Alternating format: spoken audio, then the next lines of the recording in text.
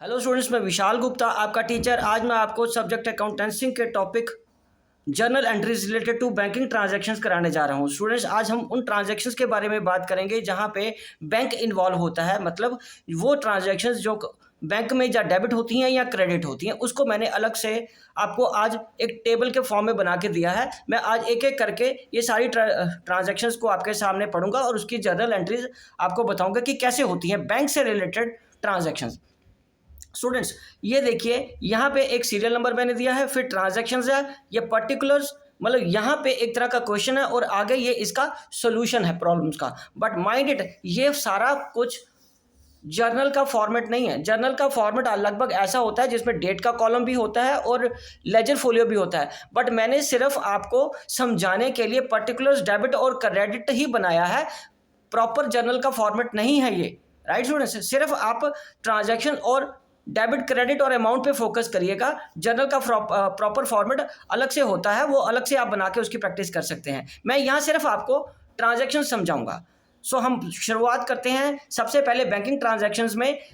When cash is deposited into bank ₹10,000, मतलब यदि bank में कैश जब ट्रांसफर होता है, बैंक में कैश डिपॉजिट कराने जाते हैं, तब क्या जर्नल एंट्री आती है? तब जर्नल एंट्री आती है bank account debited to cash account. Bank में पैसा आ जाता है। देखिए स्टूडेंट्स, ये भी एसेट है और ये भी एसेट है। यहाँ पे एक एसेट बढ़ रही है तो डेबिट बढ़ जाएगा, और यहाँ पे दूसरी एसेट मतलब कैश के फॉर्म में कम हो रही है, बिजनेस से पैसा कम होकर बैंक अकाउंट में ट्रांसफर हो रहा है, तो वो कैश अकाउंट कम हो जाएगा। तो यहाँ पे bank account debited and cash account credit हो जाएगा। मतलब debit what comes in, credit what goes out.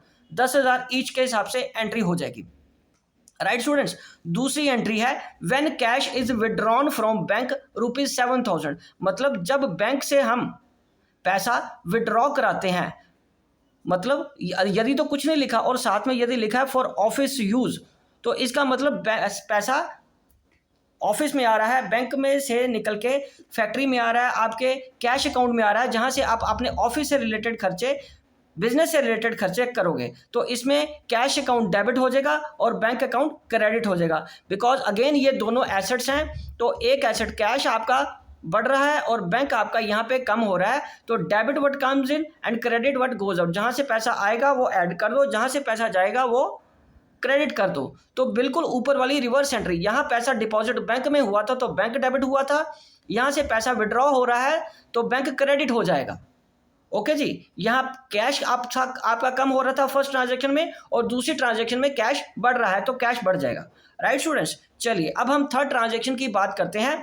Third transaction when cheques draft received from customer deposited in bank on the same day ₹8,000। मतलब मान लीजिए 20 जुलाई है या 20 अगस्त है, कोई भी डेट एज्यूम कर लीजिए। आज मेरा कोई कस्टमर पैसा दे के गया, चेक दे के गया, उसने कोई पुराने पैसे देने थे, कोई सामान खरीदा था, वो मुझे आज चेक दे के गया है और मैंने आज ही उसको सेम डे ही उसको बैंक में जमा करा दिया है। तो वो क्या हो जाएगा, बैंक में सीधे पैसे चले जाएंगे, bank account debited to customer. मतलब एंट्री कहाँ जाएगी, एंट्री बैंक में जाएगी, बिकॉज अब मैंने चेक बैंक में भेज दिया है। राइट स्टूडेंट्स, तो इसका क्या आ जाएगा अमाउंट, 8,000। राइट स्टूडेंट्स, बैंक में सेम डे यदि चेक को हम लगा देते हैं या सीधा पैसा या चेक बैंक में चला जाता है, सेम डे जिस दिन हमने कस्टमर से रिसीव किया है उस दिन बैंक को हम डेबिट कर देंगे और कस्टमर को क्रेडिट कर देंगे। राइट स्टूडेंट्स, अब आप फोर्थ ट्रांजैक्शन को देखिए। फोर्थ ट्रांजैक्शन को मैंने 2 एंट्रीज में समझाया है। Fourth transaction when cheques are received from customer not deposited into bank on the same day और अनदर डे। मतलब यहाँ पे कस्टमर ने चेक दिया है पर सेम डे बैंक में जमा नहीं हुआ। मतलब फॉर एग्जांपल उसने आज मेरे को फ्राइडे को चेक दिया, मान लीजिए सैटरडे को सेकंड सैटरडे है और संडे की भी छुट्टी है और मंडे को अब चेक लगेगा ना। तो फ्राइडे को अगर वो मेरे को इवनिंग में चेक मिला है कोई कस्टमर से, तो एंट्री तो फ्राइडे की ही डालेंगे, बट चेक जमा किस दिन होगा, 2 दिन बाद, due to bank holidays, due to any reason. क्योंकि हम क्वालिटेटिव एस्पेक्ट पे उतना नहीं देखेंगे। हाँ, चेक 2 दिन बाद जमा हुआ है तब हम 2 दिन की ही बात करेंगे। तो 2 दिन तब तक जिस दिन चेक मिला है, on the date of receive of cheque, on the date of receiving of cheque, तो ये आ जाएगा cheque in hand account debited to customer 9,000 debit में और 9,000 क्रेडिट में। उसके बाद है when cheque deposited into bank on the next day. जब चेक सेम चेक जो आपने चेक इन हैंड करके अपने पास रखा था, वो अगर नेक्स्ट डे या next working day, next day मतलब नेक्स्ट वर्किंग डे को जमा होता है, जिस दिन हम बैंक में डिपॉजिट कराते हैं, उस दिन बैंक का अकाउंट बढ़ जाएगा, बैंक डेबिट हो जाएगा टू चेक इन हैंड करके। ये अकाउंट जो ऊपर डेबिट हुआ था ये क्लोज हो जाएगा क्रेडिट करके। मतलब उस दिन जो फ्राइडे को जो चेक मिला था उस दिन तो हमने लिखा था ना cheque account debited to customer. अब जब मंडे को बैंक में जमा होगा, bank account debited to cheque in hand करके ये एंट्री आ जाएगी। अगेन सेम अमाउंट से 9000 का चेक था तो अंडरस्टूड है वो 9000 ही रहेगा, वो चेंज नहीं होगा। Fifth transaction, when a customer directly deposit the amount in are bank account ₹6000।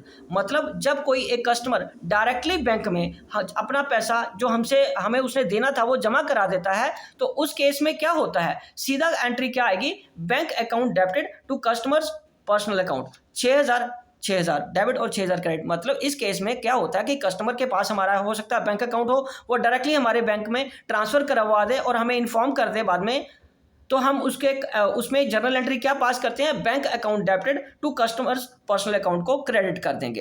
Right students, चलिए अब हम 6 की बात करते हैं। 6 ट्रांजैक्शन में, when a cheque is previously deposited into the bank is dishonoured. जब बैंक का चेक डिसऑनर हो जाता है, माइंड इट, तो उस केस में क्या होगा, डिसऑनर होने के बहुत सारे रीजन हो सकते हैं, लेकिन आज हम उसको डिस्कस नहीं करेंगे। डिसऑनर का मतलब है सीधी बात, मेरे अकाउंट से पैसा कट गया और कस्टमर को मुझे दोबारा डेबिट करना पड़ेगा, तो ये customers personal account debited to bank हो जाएगा। तो यहां पे अगर देखिए वो 8-8 हज़ार से हो गया। फॉर एग्जाम्पल यहां किसी कस्टमर से मैंने चेक लिया था और वो चेक क्या हो गया, चेक डिसऑनर हो गया किसी और कस्टमर का। तो उस वक्त जब पैसा मिलता है तब हम एंट्री क्या करते हैं, तब हम एंट्री करते हैं बैंक टू कस्टमर अकाउंट। ये देखिए बैंक टू कस्टमर अकाउंट करते हैं ना स्टूडेंट्स।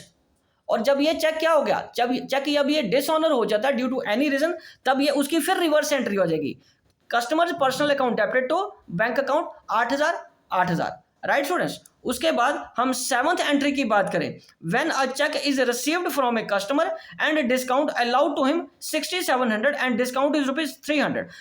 मतलब जब हम एक कस्टमर से चेक मिलता है और उसके साथ डील हुई है कि उसको हम 300 रुपए का डिस्काउंट भी देंगे, तब चेक तो आ गया उसका 67,000 का और डिस्काउंट अलाउड कितना हो गया, 300 का नेचुरली। तो इसका मतलब कस्टमर का जो पर्सनल अकाउंट है वो 7000 का था, 7000 का उसने 6700 का मेरे को चेक दे दिया और 300 हमने उसको डिस्काउंट डेबिट कर दिया।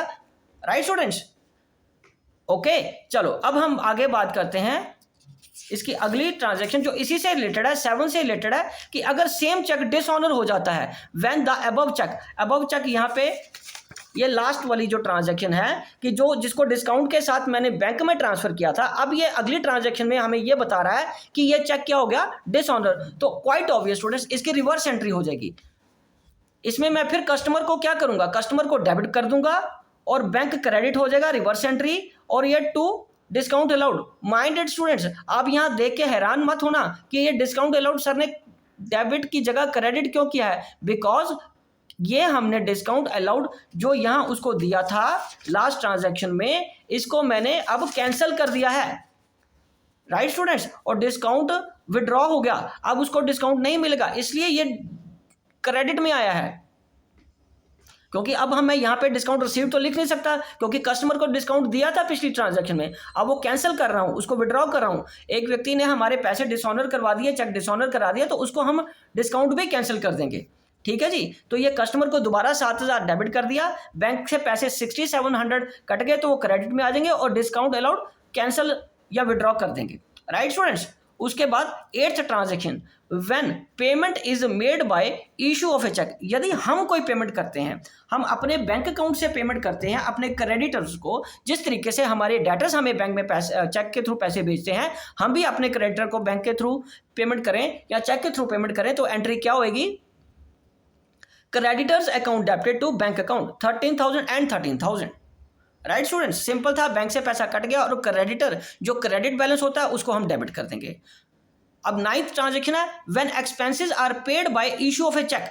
जब हम एक्सपेंसेस को पे करते हैं, कोई भी एक्सपेंस, फॉर एग्जांपल हमने सैलरी देनी है, फॉर एग्जांपल हमने रेंट देना है, ठीक है जी। इस तरीके का कोई भी हमने कोई पेमेंट करनी है और यदि वो पेमेंट मैं चेक के थ्रू कर रहा हूं तब भी किसी भी नाम से एक्सपेंस हो, expense account debited to bank account हो जाएगा 3000 ईच के हिसाब से।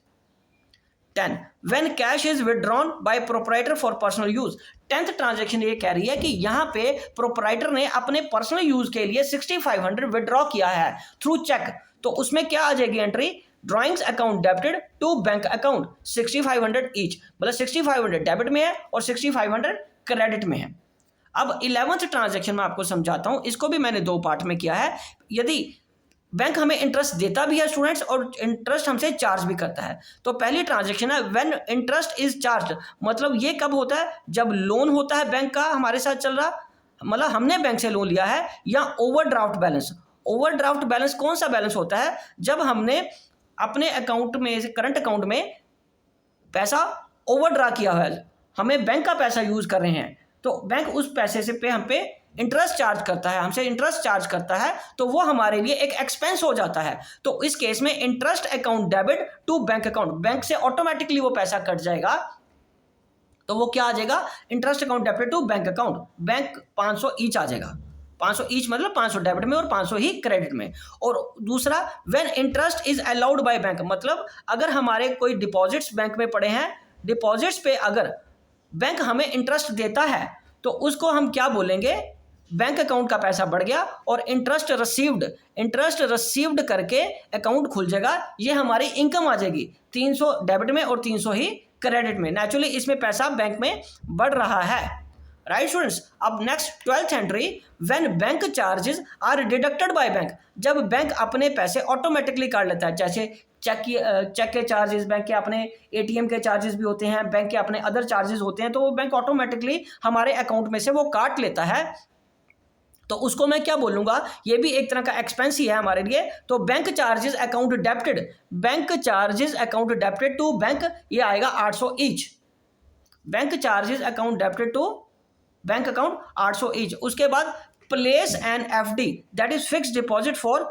50,000 at bank from current account, मतलब हमने एक एफडी बनाई है, एफडी मतलब एक फिक्स डिपॉजिट अकाउंट खोला है, कहां से पैसा ट्रांसफर किया, करंट अकाउंट, मतलब जो बिजनेस का बैंक अकाउंट है, करंट अकाउंट बिजनेस का बैंक अकाउंट होता है, उसमें से पैसा ट्रांसफर करके हमने फिक्स डिपॉजिट एक इन्वेस्टमेंट की है, ठीक है जी। तो उस केस में ये इन्वेस्टमेंट क्या बनेगी, इन्वेस्टमेंट को हम एसेट बोलते हैं, तो एसेट, नई एसेट क्रिएट होगी और दूसरी एसेट मतलब बैंक के बैलेंस के रूप में जो एसेट थी हमारे पास वो कम हो गई, तो यहाँ पे एक एसेट अनदर एसेट बढ़ गई और बैंक हमारे पास कम हो गया, इसलिए फिक्स डिपॉजिट अकाउंट को मैं डेबिट कर दूंगा और बैंक अकाउंट को क्रेडिट कर दूंगा 50,000 रुपये से, राइट स्टूडेंट्स। तो स्टूडेंट्स ये थी हमारी मेन और बैंक से रिलेटेड ट्रांजैक्शन। आई होप कि आपको अच्छी तरह समझ आ गई होंगे, तो आप इन क्वेश्चंस की प्रैक्टिस कीजिए।